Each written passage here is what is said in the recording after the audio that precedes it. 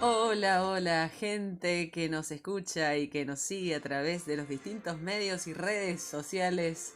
Bienvenidos a esto que llamamos Lee conmigo la Biblia. Hoy en nuestro programa número 161 de este día, jueves 10 de junio del 2021. Damos inicio oficialmente a una nueva edición de nuestro programa y comenzamos, como lo hacemos siempre, con nuestro devocional del día de hoy.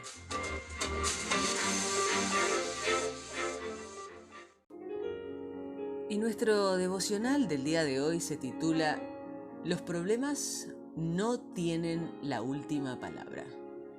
George Matherson nació en Glasgow y era el mayor de 8 hermanos. De niño tenía ceguera parcial y al cumplir los 20 años quedó completamente ciego. Cuando su prometida supo que se había quedado ciego y que los médicos no podían hacer nada, le dijo que no era capaz de pasarse toda la vida con un hombre ciego. George nunca se casó. Recibía ayuda en su ministerio de una hermana suya muy entregada, la cual aprendió griego, latín y hebreo para ayudarlo en sus estudios. A pesar de su ceguera, George hizo una brillante carrera académica en Glasgow, la Universidad de Glasgow y el Seminario de la Iglesia de Escocia. Cuando tenía 40 años, sucedió algo agridulce. Su hermana se casó. No solo significaba que perdería su compañía, sino que también fue un vívido recordatorio de lo roto que estaba su corazón. En medio de su intensa tristeza, la noche anterior a la boda de su hermana, escribió uno de los más populares y amados himnos de la iglesia cristiana, titulado Oh Love That Will Not Let Me Go, Oh Amor que no me dejarás. Lo compuso en su totalidad en 5 minutos y nunca lo editó, ni corrigió, ni retocó, y declaró: fue algo que me vino de lo alto como un día de primavera. Parte de la canción dice: oh gozo que al venir a mí quitaste todo mi dolor. Tras la tormenta el arco iris vi y ya el mañana, yo lo sé, sin lágrimas será. Los problemas son parte de la vida. Jesús se encontró con ellos, al igual que los apóstoles, David y todo el pueblo de Dios. Pero como expresa de una manera tan hermosa el himno de George, los problemas no tienen la última palabra.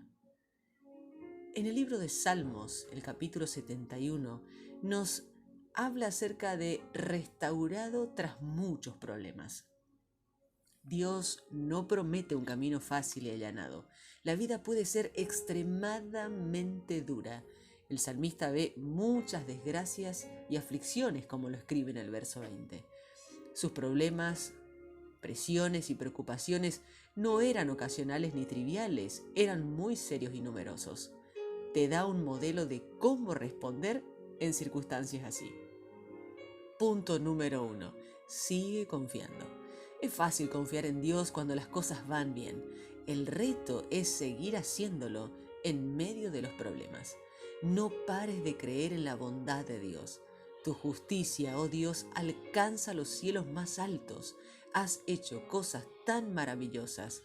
¿Quién se compara contigo, oh Dios? Verso 19. Punto número 2. Sigue esperando.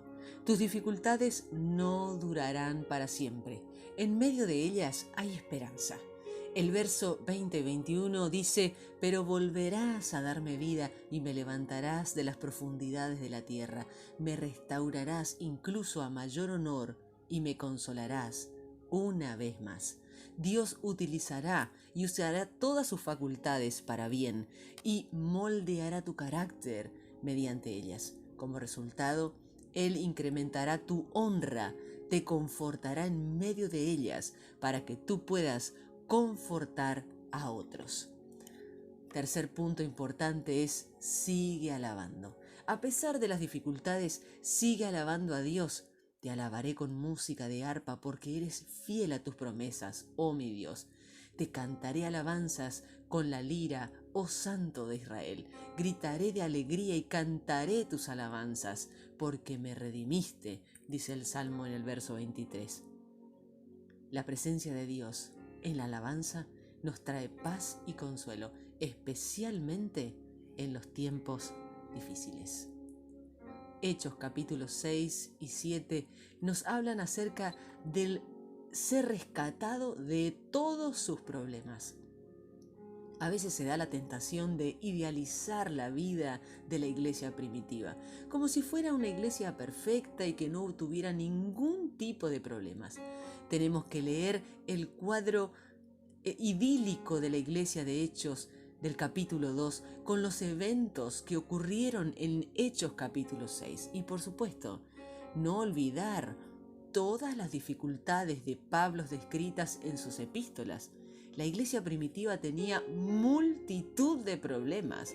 No te sorprendas de ninguno de los siguientes problemas cuando sucedan en tu iglesia actual. La primera y la más común de todas, la queja. Los buenos líderes son selectivos a la hora de elegir sus batallas. No se involucran en todo, sino que hacen responsables de todo. Los apóstoles tuvieron que responder una queja justificada, consistente en que sus viudas eran desatendidas en la distribución diaria de los alimentos. Pero necesitaban concentrarse en su misión principal, dedicándose a la oración y al ministerio de la palabra. La solución consistió, como suele ser el caso, en delegar con efectividad. Los apóstoles resolvieron el problema separando un grupo de personas para servir las mesas. Eligieron gente que estuvieran llenos del Espíritu Santo y de sabiduría. Como resultado, se mantuvieron enfocados en la palabra de Dios y en la difusión de ella, y el número de discípulos se incrementó exponencialmente. Los buenos líderes delegan y liberan a los demás para practicar sus dones recibidos de Dios y ministerio. El segundo punto que vemos aquí son estos problemas que surgen aún en la iglesia local, la agitación. Un grupo de oponentes agitaron al pueblo, presentaron testigos falsos, tergiversaron las palabras de Esteban diciendo: este hombre no deja de hablar contra este lugar santo y contra la ley. El tercer problema que también la iglesia actual enfrenta es el miedo al cambio. Parte de la opinión vino desde el miedo al cambio. Decían: les hemos oído decir que ese Jesús de Nazaret destruirá este lugar y cambiará las tradiciones que nos dejó Moisés. Se dieron cuenta de que no podían quitar los ojos de Esteban, cuyo rostro se parecía al de un ángel. Mientras hacía su alegato de defensa, en él recitó la historia del pueblo de Dios y citó partes de la historia particularmente relevantes para su propia situación. De José dijo: Dios estaba con él y lo libró de todas sus desgracias y le dio sabiduría, así como Dios claramente se la estaba dando a Esteban. El rescate de Esteban solo le llegó durante el martirio, cuando vio la gloria de Dios y a Jesús de pie a la derecha de Dios, y fue rescatado para toda la eternidad. En 2 Samuel capítulos 15 y 16 aprendemos sobre refresco en medio de los problemas. El propio hijo de David, Absalón, se volvió contra él y le cuentan a David que todos los israelitas se han puesto de parte de Absalón. Tuvieron que ser unas noticias devastadoras para él. David, un gran hombre de Dios, un rey para el pueblo de Dios y un arquetipo de Cristo, de hecho antepasado suyo, afrontó muchos problemas en su vida. Si te toca afrontar problemas de ese tipo en tu vida, que no te sorprendan o te hagan pensar que debes hacer o que habrás hecho algo mal. A veces los problemas llegan simplemente porque estás haciendo algo bien. Y en medio de todo esto vemos lágrimas. Vemos lo afectado que estaba David, el cual subió al monte de los olivos llorando, con la cabeza cubierta y los pies descalzos. Todos subieron llorando también. De hecho, todo el pueblo lloraba a gritos. En medio de esta situación también vemos la decepción. El hijo de David no solo estaba en su contra, sino que también Mefiboset le fue desleal, aun cuando David se había desviado de su camino para ayudarlo. Se queda en Jerusalén porque piensa que ahora la nación de Israel va a devolver el reino a su abuelo.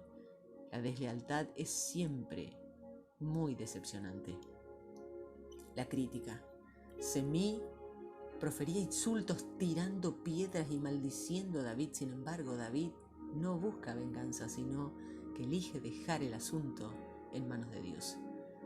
Y otra de las consecuencias ante toda esta circunstancia es el agotamiento. David y quienes lo acompañaban llegaron agotados, dice el verso 14. Cuando leemos todo lo que tuvo que pasar David, no es de sorprender que estuviera genuinamente agotado. La vida cristiana nunca está exenta de problemas, lágrimas, tristezas y decepciones. Pero lo que distingue al pueblo de Dios es su relación con Dios. En medio de los problemas, David ora así: Señor, haz que fracasen los planes de Ahitofel. Su oración fue contestada, pero no de la manera que esperaba. Ahitofel da un buen consejo, pero es rechazado. Así que Dios responde al espíritu de oración. En medio de su agotamiento, David descansó. En las palabras de la traducción de la Biblia de Message, dice: descansaron y fueron revividos. A veces tienes que tomarte un descanso y refrescarte física, espiritual y emocionalmente. No se nos detalla la manera exacta en la que David lo hizo, pero sí, si nos guiamos por los salmos, sabemos que fue mediante su relación íntima con Dios como encontró su reposo. Sin duda, David se refrescó emocionalmente con la lealtad de sus amigos, como Sadoc, Usai, Siba e Itai, quienes le manifestaron: donde quiera que su majestad se encuentre, sea para vida o para muerte, allí también estará este servidor suyo. Comenzamos nuestra lectura en el Salmo 71, versos 19 al 24. Dios mío, tu justicia llega hasta el cielo.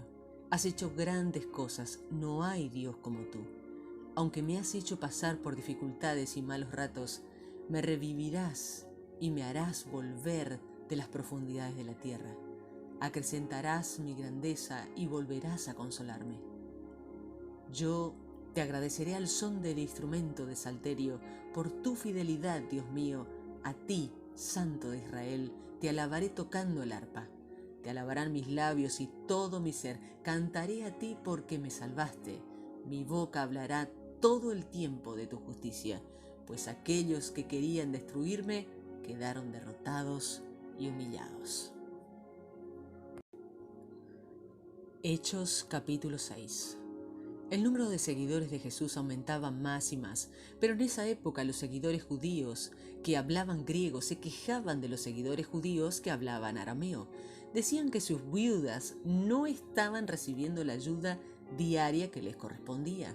Los 12 apóstoles llamaron a todo el grupo de seguidores y les dijeron: no es correcto que nosotros descuidemos la enseñanza de la palabra de Dios por estar administrando la ayuda diaria. Entonces, hermanos, elijan de entre ustedes a 7 hombres de toda su confianza. Ellos deben tener mucha sabiduría y estar llenos del Espíritu Santo. Nosotros les encargaremos ese trabajo. Así podremos dedicar nuestro tiempo a orar y a enseñar la palabra de Dios. A todo el grupo le gustó la idea. Entonces eligieron a estos 7 hombres: Esteban, hombre de mucha fe y lleno del Espíritu Santo; Felipe, Prócoro, Nicanor, Timón, Parmenas y Nicolás, uno de Antioquía que se había hecho judío. Ellos les presentaron los 7 hombres a los apóstoles, quienes oraron por los recién elegidos y les impusieron las manos. La palabra de Dios se difundía más y más. El grupo de seguidores en Jerusalén crecía muchísimo y hasta un gran número de sacerdotes obedeció el mensaje de la fe. Esteban, lleno del poder y de la bendición de Dios, hacía grandes maravillas y señales milagrosas entre el pueblo. Pero unos de la sinagoga llamada de los libertos se oponían a él. Estos judíos eran de Cirene y de Alejandría y se unieron con unos de Sicilia y Asia. Todos ellos empezaron a discutir con Esteban, pero no podían contradecirlo porque él tenía la sabiduría que le daba el Espíritu Santo. Entonces les pagaron algunos hombres para que dijeran: nosotros le escuchamos hablando contra Moisés y contra Dios. Así alborotaron al pueblo y a los ancianos líderes y a los maestros de la ley. Le cayeron de repente, lo agarraron y lo llevaron ante el consejo. Presentaron unos testigos falsos contra Esteban que dijeron: este hombre no deja de hablar en contra de este lugar sagrado y en contra de la ley. Nosotros lo escuchamos decir que Jesús de Nazaret destruirá este lugar y cambiará las costumbres que Moisés nos dejó. Todos los que estaban ahí se fijaron en Esteban y vieron que su cara parecía la de un ángel. Hechos, capítulo 7, versos 1 al 19. El sumo sacerdote le dijo a Esteban: ¿es esto cierto? Esteban respondió: hermanos y padres, escúchenme. Nuestro glorioso Dios apareció en Mesopotamia a nuestro antepasado Abraham antes de que él viviera en Harán. Dios le dijo: sal de tu tierra, deja a tus familiares y ve al país que yo te voy a mostrar. Abraham se fue de Caldea para vivir en Harán. Después de la muerte de su padre, Abraham fue traído a estas tierras, donde ustedes viven ahora.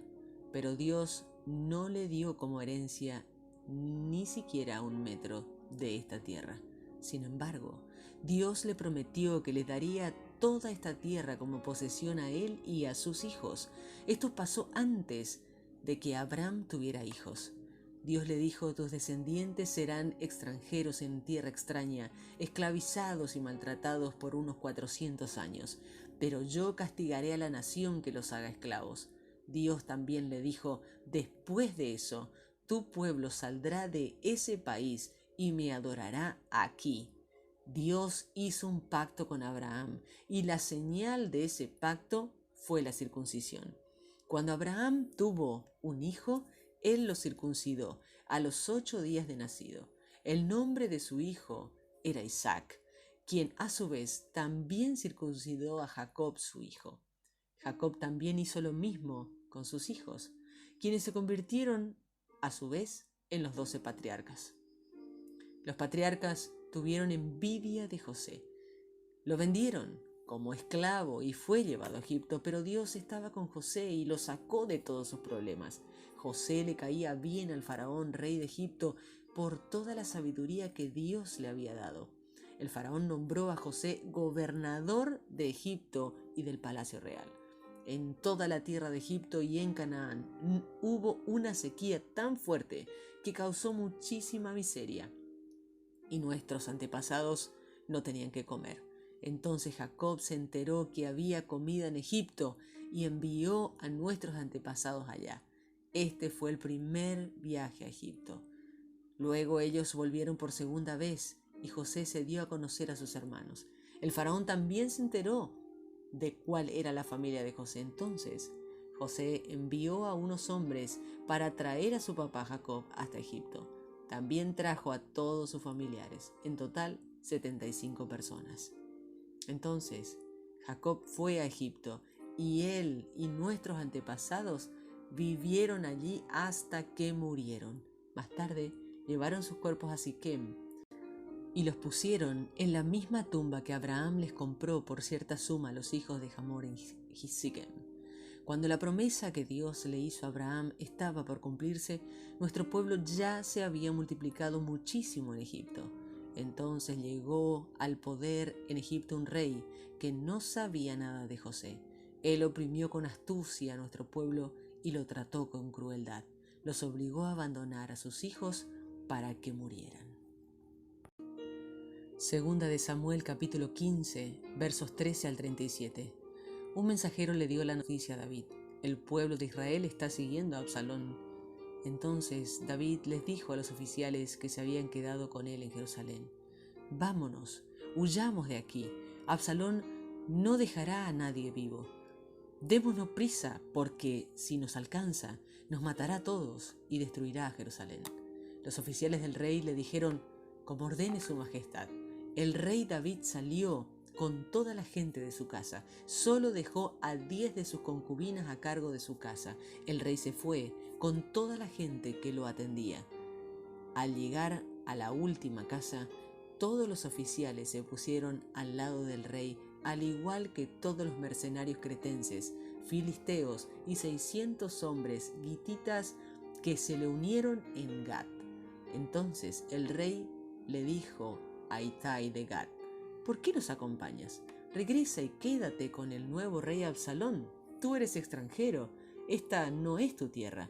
Apenas viniste ayer. Como no sé a dónde voy, no te voy a obligar a ir conmigo.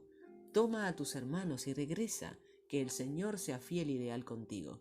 Pero Itai le contestó al rey: tan cierto como que el Señor y su majestad viven, juro que me quedaré con su majestad para vida o para muerte. David le dijo a Itai: está bien, ven con nosotros.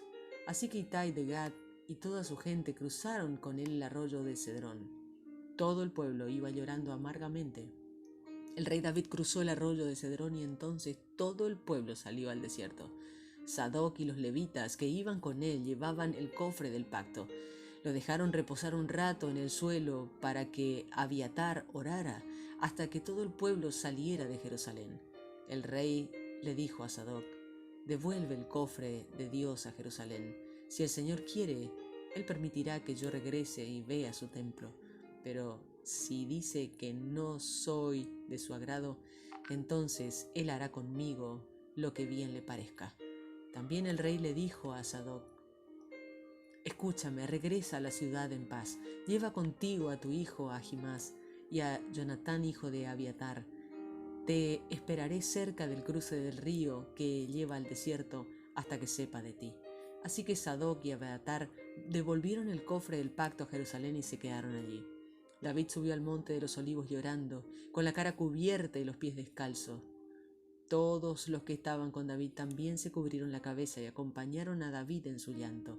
Alguien le contó a David que Ahitofel era uno de los que planeó la conspiración con Absalón. Entonces David oró: Señor, te pido que fracasen los planes de Ahitofel. David subió a la cima del monte donde solía adorar a Dios. Esperándolo allí estaba Husai el arquita, quien estaba con la ropa rasgada y con ceniza en la cabeza en señal de duelo. David le dijo a Husai: si vas conmigo, serás uno más a quien cuidar, pero si regresas a Jerusalén, puedes hacer fracasar los planes de Ahitofel. Di a Absalón: su majestad, estoy para servirle, de la misma manera que serví a su papá. Ahora le serviré a usted. El sacerdote Sadoc y Abiatar estarán contigo y deberás informarles todo lo que oigas en el palacio del rey. Ahimás, hijo de Sadoc, y Jonatán, hijo de Abiatar, estarán allí con ellos para que los envíes a informarme lo que oigas. Segunda de Samuel, capítulo 16, versos 1 llegó a la ciudad al mismo tiempo. Un poco más allá de la cima del monte David se encontró con Siba, el siervo de Mefiboset. Siba tenía 2 asnos que llevaban 200 panes, 100 racimos de uvas pasas, 100 higos y un odre de vino. El rey David le preguntó a Siba: ¿para qué es todo esto? Siba contestó: los asnos son para que los monte la familia del rey, el pan y los higos son para que alimente a los siervos, y el vino es para que lo beban los que empiecen a sentirse débiles en el desierto. Entonces el rey preguntó: ¿y dónde está Mefiboset? Siba contestó: en Jerusalén. Cree que hoy es el día en que los israelitas le devolverán el reino a su abuelo. Entonces el rey le dijo: muy bien, en este momento te entrego todo lo que le perteneció a Mefiboset. Siba dijo: me postro a los pies de su majestad y espero siempre contar con su favor. Cuando el rey David llegó a Bahurín, un hombre de la familia de Saúl llamado Simí, hijo de Gerá, salía de allí maldiciendo a David una y otra vez. Simí empezó a tirarles piedras a David y a sus oficiales, pero la gente y los soldados rodearon a David completamente. Simí seguía maldiciendo a David diciendo: «Largo de aquí, asesino, bueno para nada. El Señor te ha castigado por todo los que mataste de mi familia, la familia de Saúl. Destronaste a Saúl y ahora a ti te pasa lo mismo. El Señor te ha dado el reino, le ha dado a tu hijo Absalón porque tú eres un asesino». Abisai, hijo de Sarbia, le dijo al rey: «¿Cómo se atreve este perro muerto a maldecir a su majestad? Déjeme ir y cortarle la cabeza». Pero el rey le contestó: «Hijo de Sarbia, ¿es que no tienes nada que hacer? ¿Qué pasa si Simí me maldice por orden del Señor? ¿Quién le va a decir algo que no lo haga?». David también le dijo a Abisai y a todos sus siervos: «Si mi mismo hijo está tratando de matarme, ¿qué puedo esperar de este hombre de la tribu de Benjamín? Déjenlo que me maldiga, el Señor se lo ha ordenado. Tal vez el Señor vea las cosas malas que están sucediendo y el Señor me dé algo bueno por cada maldición de Simí». Así que David y sus hombres siguieron por el camino, mientras Simí los seguía caminando al lado del camino. Él continuaba maldiciendo a David, tirándole piedras y polvo. El rey David y su gente llegaron al río Jordán cansados, así que descansaron allí y se refrescaron. Y así finalizamos nuestra lectura del día de hoy y te invito a compartir esta palabra de oración. Señor, gracias porque aunque los problemas me parezcan demasiados y me resulten amargos, tú prometes restaurar mi vida otra vez. Te alabo por tu fidelidad. Señor, enséñame a no desanimarme por los problemas, sino por el contrario, al igual que Esteban, a estar lleno de fe y del Espíritu Santo. Oro para que veamos la palabra de Dios diseminada y el número de tus seguidores incrementados más y más cada día. Señor, gracias porque no hay problema que depare esta vida del cual no me rescates. En última instancia, con la vida eterna en tu presencia. Gracias porque en medio de mis problemas puedo orarte y ser refrescado por la presencia de Dios.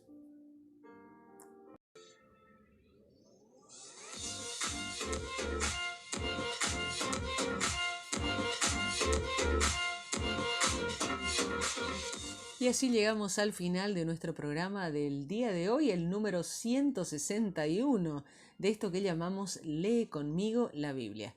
Gracias a todos por seguirnos, por acompañarnos, por aceptar este desafío y este reto de pasar a lo largo del año junto a la palabra de Dios. Y los espero mañana, si Dios así lo permite, en otra edición de Lee conmigo la Biblia. Bendiciones.